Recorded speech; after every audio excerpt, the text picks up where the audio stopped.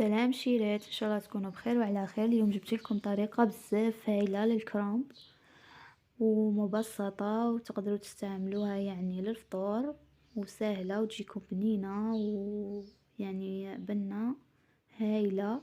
هنا عندي الكرامب، كنت غسلته وقطعته درته الفور، يعني قطعته الى 4 اطراف كما تشوفوا الحبه نقسموها على 4، خليته فار يعني مدرتوش يطبخ في الماء فور فقط باش ما يرفدليش الماء، ومن بعد خليته ينشف ويبرد وراح نبدا نقلع فيه ورقه بورقه.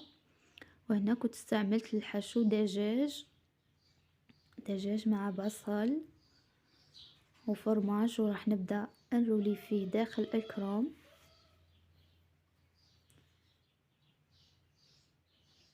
راح نبدا ورقه بورقه ونحطهم من بعد بعضاتهم، وجا بنين يعني هايل.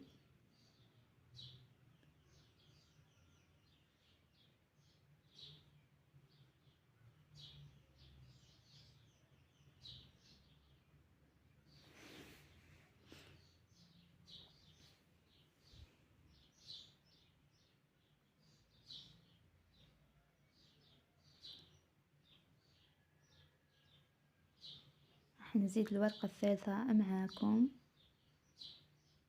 نبداو نحشو فيه من الداخل ونروليوه. طريقة سهلة يعني وبسيطة وفكرة يعني للناس اللي ما يعرفوهاش، ولا يعني ديروها للفطور تاعكم، والصراحة تجي هايلة.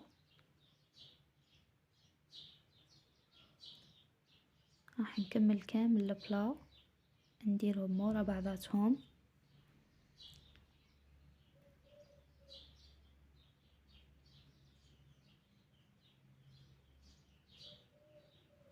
هنا بعد ما كملت راح ندخلهم للفور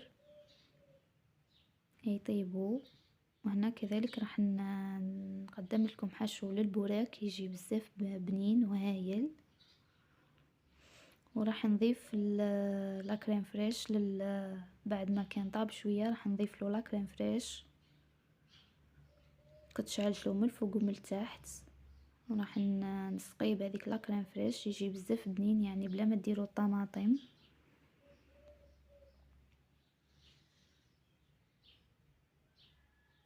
وراح كذلك ندخلوه للفور، وراح بعد ما يطيب ندير له فرماج رابي.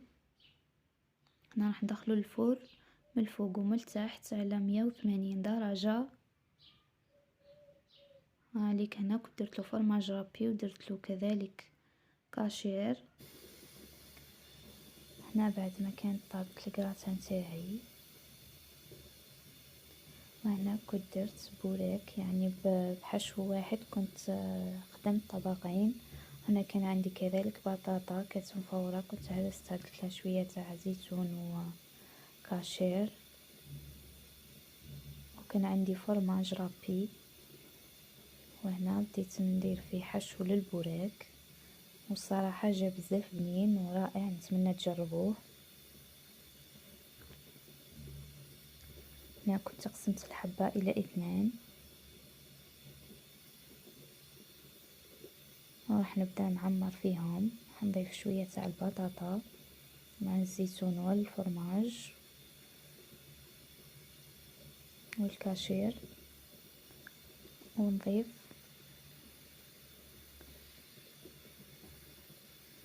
كذلك الحشو تاع الدجاج، ونبدا ندير في الفرماج يعني نقطعه مستطيلات باش يعطيني هذاك البنة فيه ويجي معسل يعني ما يجيش ناشف البوراك تاعكم.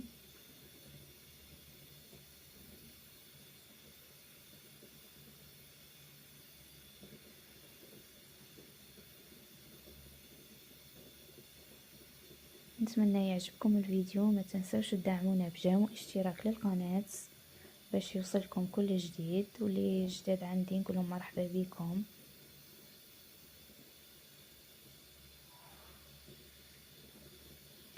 الصراحه الكراسان جا بزاف هايل، نتمنى تجربوه تردوا لي بالخبر. وجا معسل وبنين يعني، حاجه بسيطه يعني تقدروا كامل ديروها وتنوعوا في الاطباق تاعكم سيرتو في رمضان.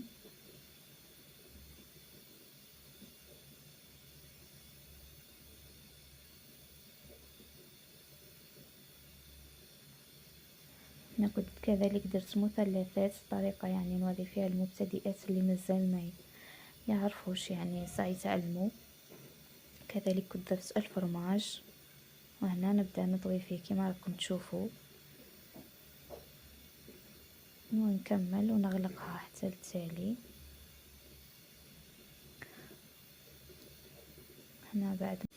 وهنا بعد ما كنت كملتهم كامل راح نوريكم طريقه باش تستحفظوا على البوراك تاعكم يشد لكم وقت طويل.